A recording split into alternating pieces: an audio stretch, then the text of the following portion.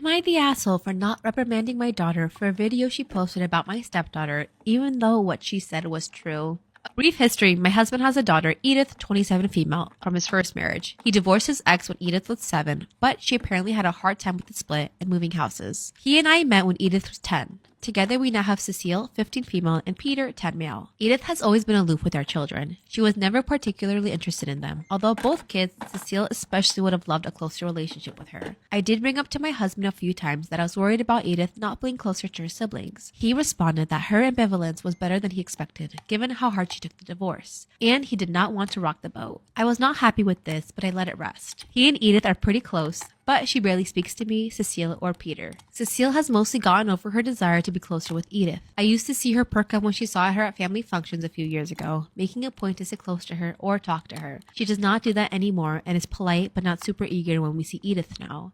So, to the current situation, Cecile recently discovered a TikTok account of Edith's cousin. Apparently, Edith has a sleepover in her condo. She lives in a big fun city, and they go to events. They seem to be very close. This opened up a whole lot of feelings for Cecile, and she got upset and responded to the video saying, "That's my sister and she barely talks to me." Literally, that's all she said. But she got quite a response from people giving opinions for both sides. Apparently, someone figured out Edith's Instagram and were sending her harassing messages. I definitely feel awful about that. However, I refuse to reprimand or punish my daughter. She only said the truth. My husband is upset as Edith skipped Thanksgiving at our place this year, and he thinks punishing Cecile will help his and Edith's relationship.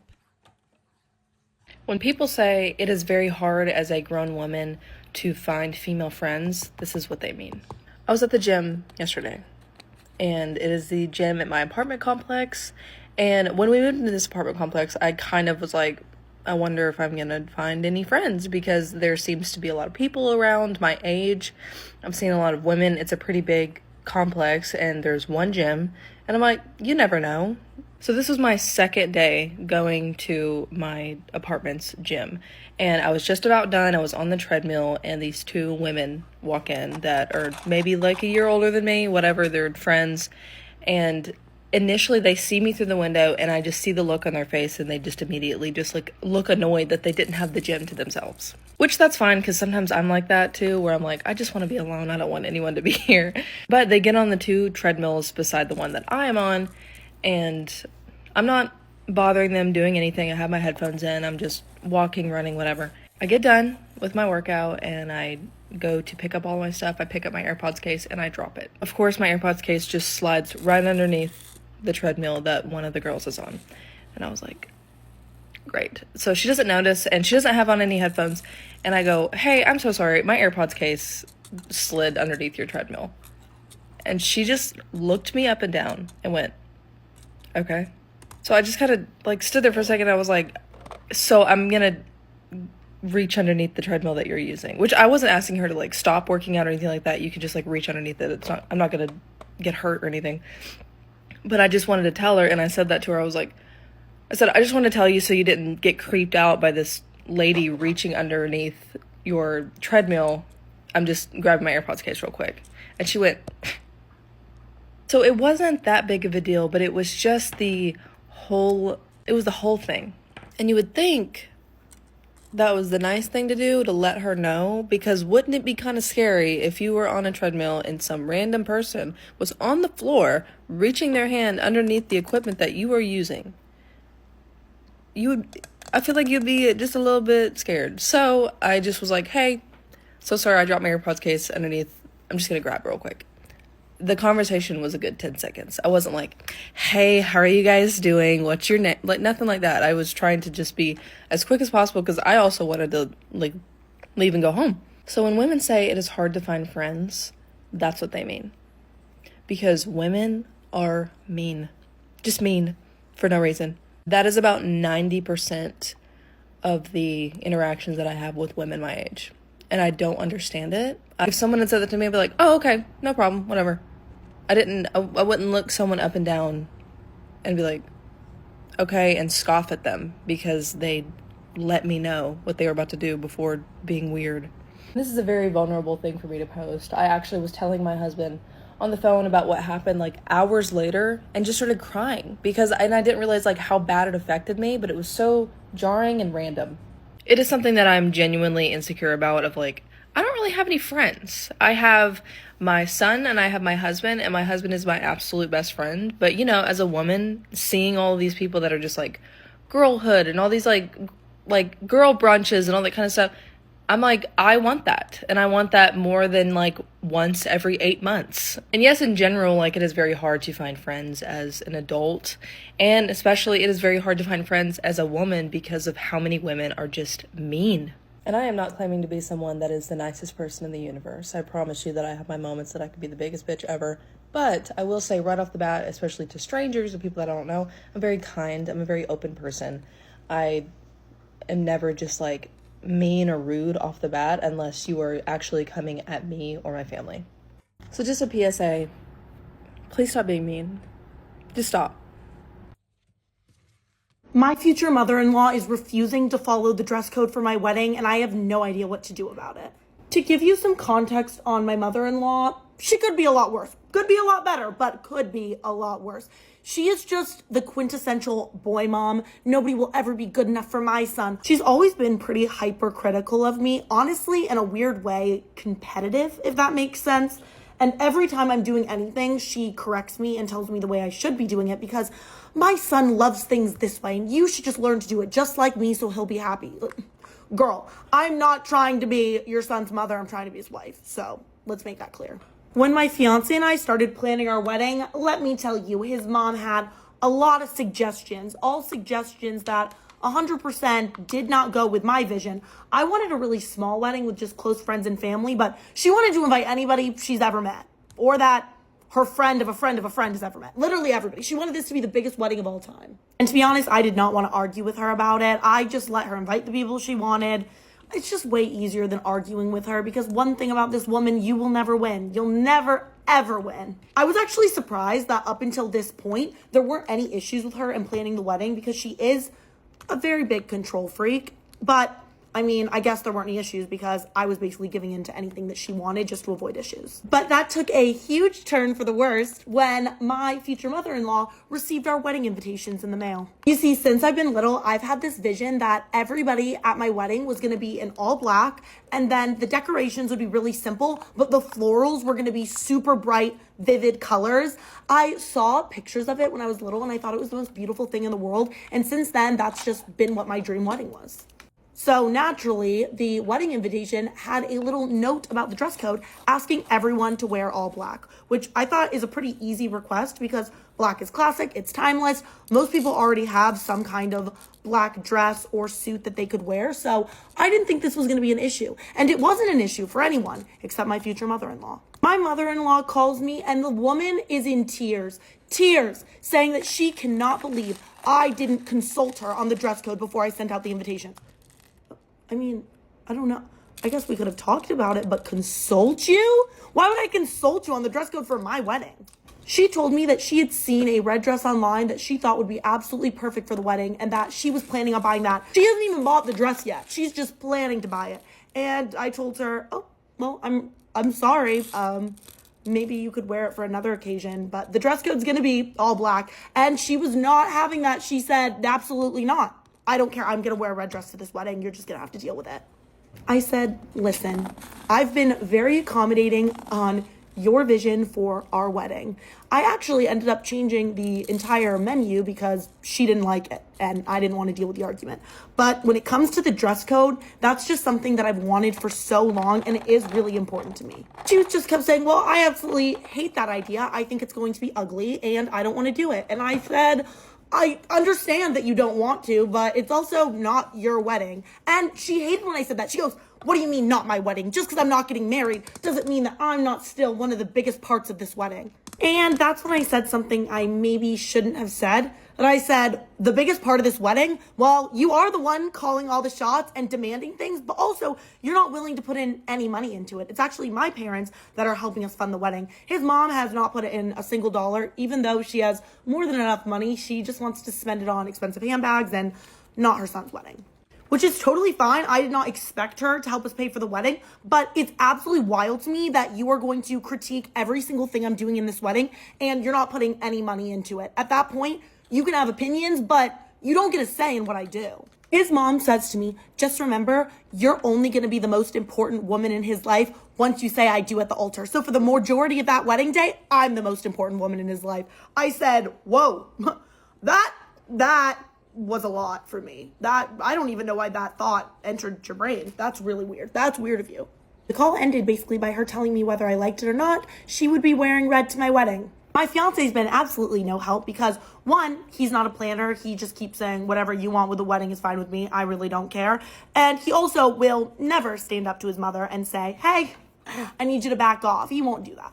So now I'm stuck and I don't know what I'm going to do. If I want to change the dress code, I'm going to have to individually call every single guest and tell them that the dress code isn't black. They can wear black if they want, but they don't have to. It's just weird. It's a weird situation. I don't know if I just let this woman control my entire wedding because it's easier, or if I really stand up for myself and what I want for my wedding. 3 years ago, Ashley's grandmother died and she inherited her house. The house was completely paid off. It was nothing crazy, nothing fancy. It was a 2-bed, 1-bath on a little bit of property. Ashley already lived in the area, so she moved into the house. She loved not having to pay rent or worry about that. She's living in the house for about a year. It's in the suburb of a major city, so there's a lot of people around, and she realizes she can make some extra money by getting a roommate to rent the spare bedroom. She said she was working at the time, but her job didn't allow her like a ton of extra money. Even though she didn't have to pay rent, she would have just liked to have some extra money for travel and things like that. So she posts in her local city's girls group that she's looking for a roommate. She just says something along the lines of like, preferably female. It's an older house, but I keep it really clean.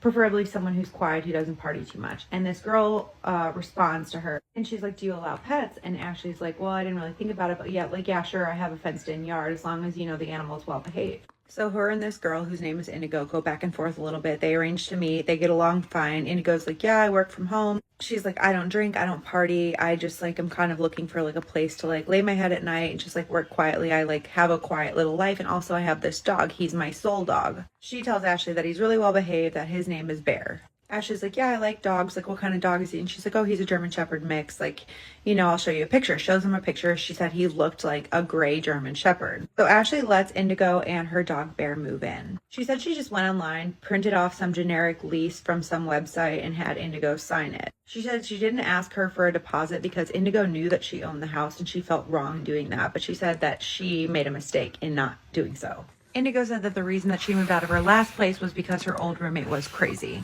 Ashley had had some bad roommates in the past. She's like, oh yeah, I know how that can be. And Indigo and her like laugh about it. Indigo moves in and she brings with her a ton of stuff, like very distinct looking furniture. She's got a ton of dream catchers. She's got a ton of statues. And at this point, she tells Ashley that she's part Native American. Ashley's like, oh, that's cool.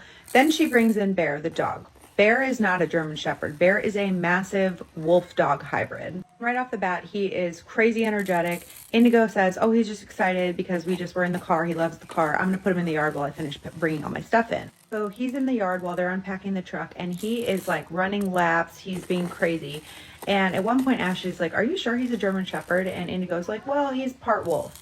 And Ashley's like, oh, I didn't know that you could have a wolf. And Indigo's like, well, he was assigned to me. He's my soul dog. She assures Ashley that he is trained and he's just excited. So Ashley's like, okay, well, are you going to keep him crated when you're not home? And she's like, well, he's not crated. Like, he's really well behaved. And so Ashley's like, okay, we'll just see how it goes. That night they go to bed. Ashley's up all night because she can hear Bear scratching at the walls. Like, their 2 bedrooms shared a wall, which like her headboard was against. So she's concerned that Bear is causing damage to the house. So she gets up, she goes and knocks on Indigo's door. Indigo comes to the door and Bear is in the bed. She's like, hey, I heard him scratching at the wall. It sounds like, is he okay? And Indigo's like, I think you have mice or something in the walls. Like, he hears something, he's just going after it. But I promise he's really well trained. Ashley's like, there's no mice here. Like, I've had pest control come out. Like, there's no pests here. And Indigo's like, well, we'll figure it out tomorrow. Like, I'll just keep him in the bed with me tonight. That goes on for a few more days. Like, every night Ashley can hear Bear scratching at the walls. So finally she says, like, hey, you're going to have him crated. And Indigo kind of is a little bit rude to her. And she says, well, I think that you have mice in the walls. Like, you need to get an exterminator out here. So Ashley's like, okay, I'm going to humor her. So she calls an exterminator. They come out. They say, we cannot find any evidence of pests in the walls.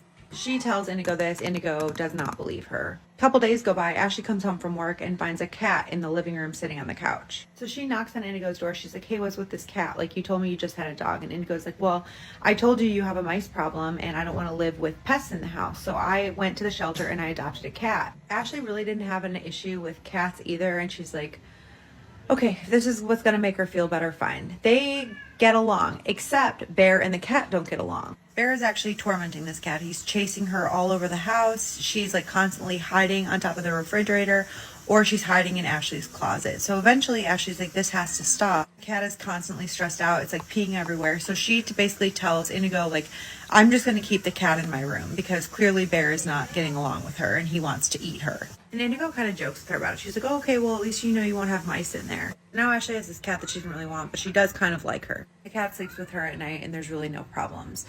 One day she comes home from work and finds that her door has been scratched and like opened, and Bear had gotten into her room and torn apart everything, including attacking the cat.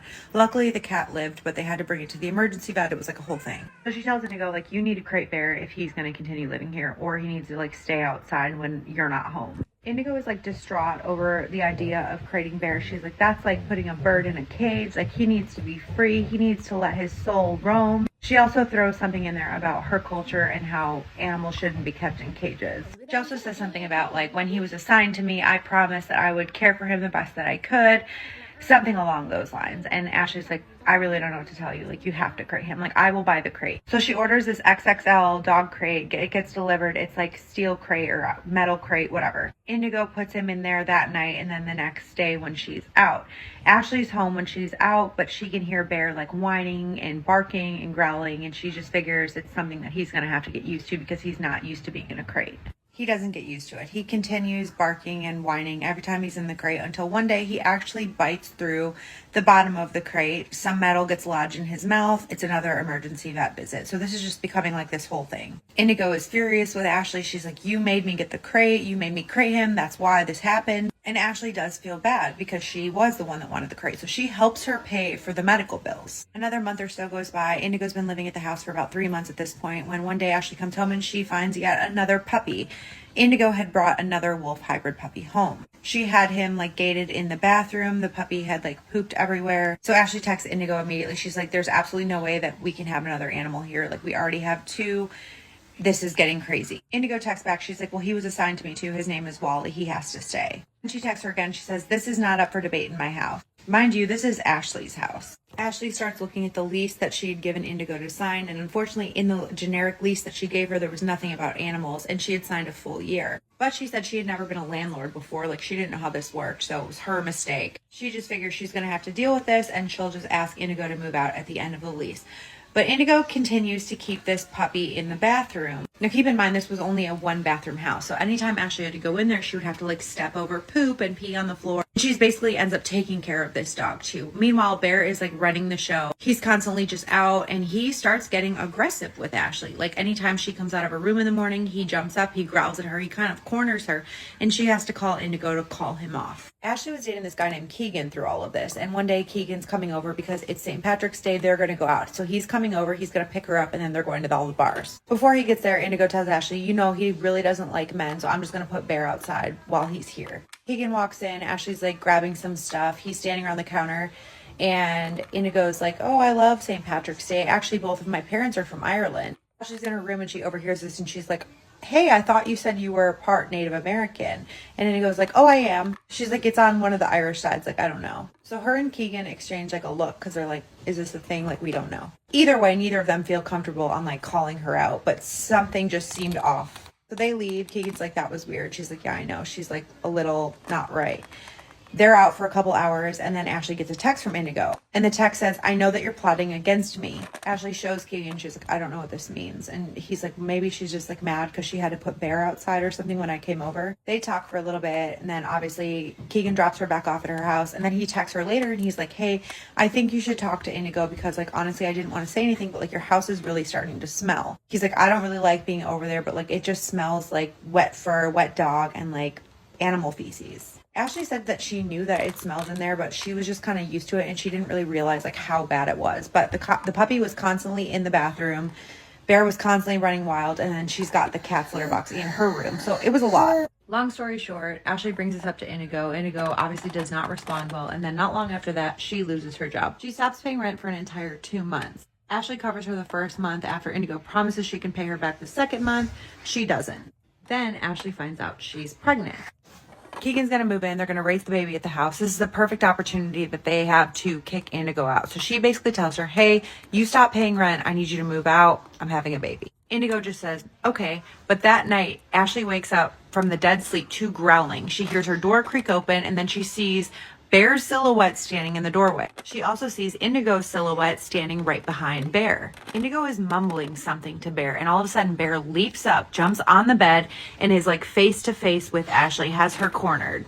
He's growling, he's snarling, he's drooling all over her, and she's like, Indigo, call him off. Indigo is just muttering something in the dark to Bear. It's just words, it's like mumbling, it's nothing that Ashley recognizes. After what feels like an eternity, she finally says, Bear, and Bear snaps out of it and jumps off the bed and goes back out to the hallway. Ashley wakes up in the morning to Indigo already packing her stuff. She's like, I'm out of here. Enjoy your baby. She said the way she said it was like extremely spiteful. Indigo moves out. Ashley kept the cat in case you wondered, but when she was cleaning out Ashley's room, because that was going to be the nursery, she was dusting off like certain surfaces of the walls, and she found ropes of what she can only describe as Bear's hair on top of the windowsills and on top of the door frames all around the room. No idea what they were there for. Also in the closet, Indigo had left a bunch of empty tanks and cages. And although there were no animals in there, she does believe that Indigo had other animals in her closet at one point or another. She said she did go on to have a healthy baby girl. She doesn't know what Indigo's up to, and she hopes she never finds out. So spooky, scary, or just manipulative?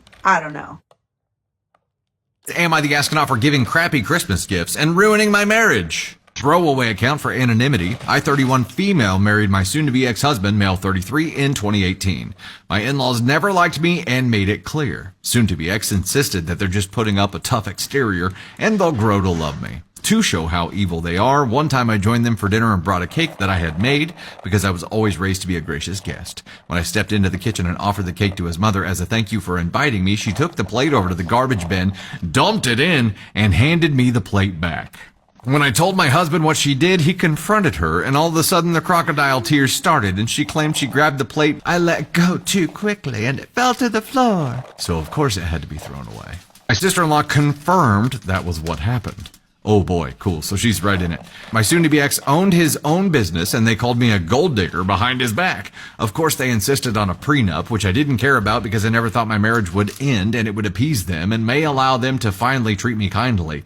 Nope. His business failed once COVID hit. We went through his savings and my own trying to keep it afloat. I refused to go into debt to keep it going, so we closed it down. In 2022, he was suffering from really bad depression because he lost his business and couldn't find new work. He suggested that we move to his hometown, closer to his family, so he had a larger support network. Against my best judgment, we did. He only wanted to work part-time while he tried to restart his business, so I became the main breadwinner. As with most wives, I became the person in charge of buying gifts. Stupid old me thought buying them thoughtful, expensive gifts would finally make them see that I wanted to be accepted by them. Gifts to us were a couple's gift, but clearly for my soon-to-be ex only. Every holiday was spent with them. Monthly dinners with the whole family. After a year, I realized that if I ever tried to talk or join a conversation, everyone would go quiet. So I just stopped talking when I visited. In early December, they finalized plans for Christmas. A few days later, my soon-to-be ex said his family decided they didn't want me to join them for Christmas Eve dinner and Christmas lunch because I ruined the family vibe. I replied, fine, we'll do our own thing instead. My soon-to-be ex sheepishly looked away and said he was still going to go. I was livid and so disappointed in him. That was the moment I knew my marriage was over. So I returned the presents I had bought for his family. In their place, I got one pair of novelty business socks for father-in-law, a supermarket brand bottle of shampoo for mother-in-law, the nastiest perfume I could find at the dollar store for sister-in-law. Yes! The most expensive gift was a large rawhide bone for brother-in-law and his wife's chihuahua. Too big for it to get its jaw around, rendering it useless. I saved about $600 to put on a deposit for a new apartment.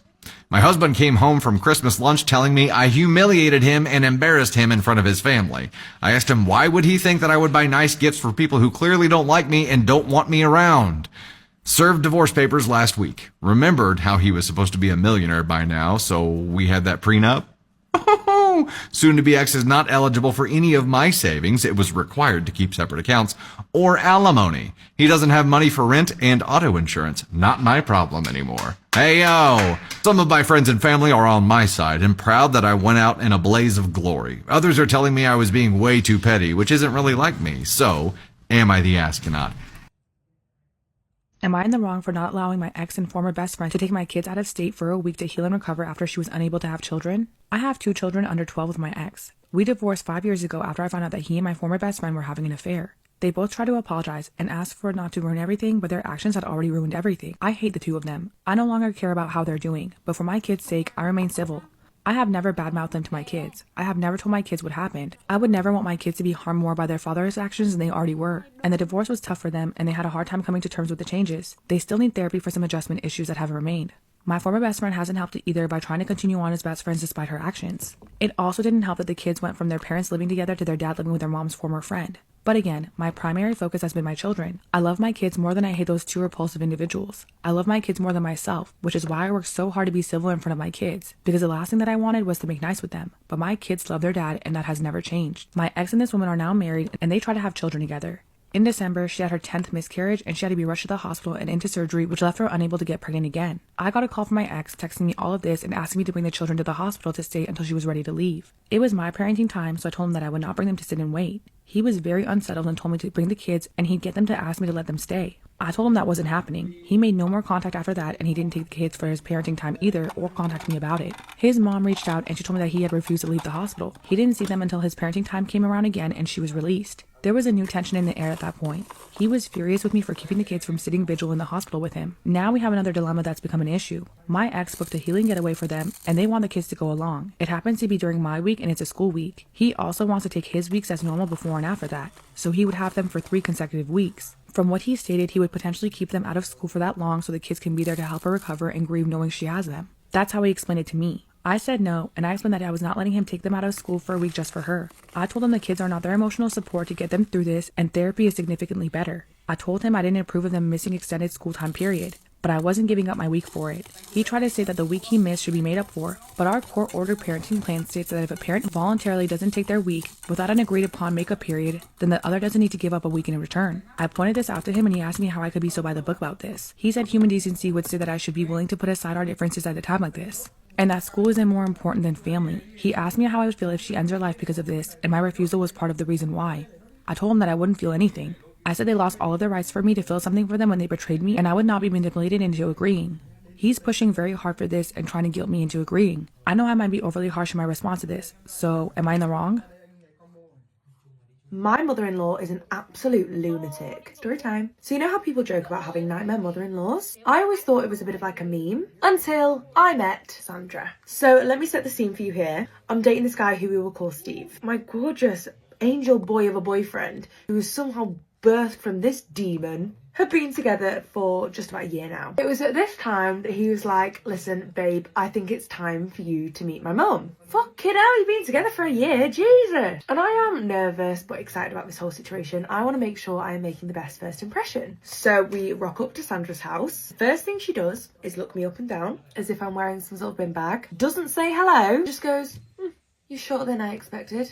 Now, despite this, I'm trying my best to be polite, cracking jokes, helping sort out dinner, everything short of singing Kumbaya to make sure that Sandra likes me. But the relentless shade just keeps coming. At one point she goes, so, what do you do for work? And I'm like, oh, I'm in marketing. Looks me dead in the eye. Steve's ex was a doctor. What a lovely girl she was. Yeah, and my ex's mother-in-law wasn't an absolute twat like you, but here we go. And I'm like, for God's sake, of course she's a doctor, of course. Can't live up to that. The dinner time finally rolls around. She has made this elaborate roast dinner. I'm cutting up the chicken and she goes, oh, be careful with that one, it's got bones. I know some people aren't used to cooking properly. All right. So I'm looking at Steve throughout this whole thing and he's just completely oblivious. Like, girly pop, I'd like some backup, please. This guy is stuffing his face like nothing's wrong. And I'm sitting there with this fake smile on myself, trying not to lose it. And then dessert comes around. She brings out this massive cake, right? I'm talking 3 tiers, covered in fondant. It's bloody gorgeous. And I'm thinking, wow, maybe this is like an olive branch that is being extended. I don't know. Nope. It comes to cutting the cake and she cuts me the tiniest little baby sliver. And she hands it to me and goes, I assume you'd want a small piece today. You've got such a petite frame to maintain. You think I'm skinny?